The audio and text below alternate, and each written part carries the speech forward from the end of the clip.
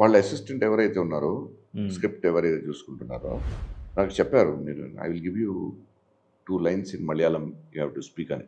హ్మ్. సరే sir. Lunch అయిపోయింది. లైన్స్ లేవు, ఏం లేవు. షార్ట్ రెడీ అన్నారు. హ్మ్.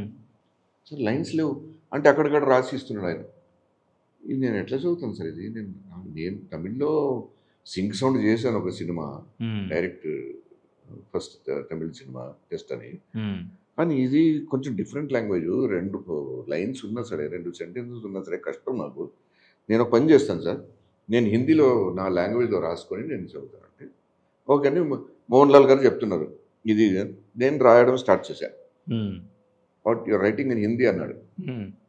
యెస్ సార్ అన్నాను. మోహన్ లాల్ గారా? మోహన్ లాల్ గారు. Okay. Okay. Give it to me అన్నారు. తీసుకొని ఆ డైలాగ్ మొత్తం హిందీ స్క్రిప్ట్‌లో రాసాడు సార్. దేవనాగరి లిపిలో. Okay.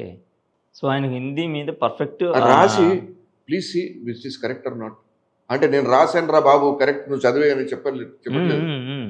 Please see if this is correct అన్నాడు. మనం సిగ్గుతో చచ్చిపోవాలనా? హ్మ్. Thank you sir. చాలా గ్రేట్ కదా! ఎవరు హెల్ప్ చేస్తారు సార్? ఆ హ్మ్. స్థాయిలో ఉండి నాలాంటి ఆర్టిస్ట్‌ని కూర్చోబెట్టి ఇలా చెప్పురా నాయనా ఇలా ఉంటుంది డైలాగ్ నేను రాసి ఇస్తాను నువ్వు చదివి చెప్పని.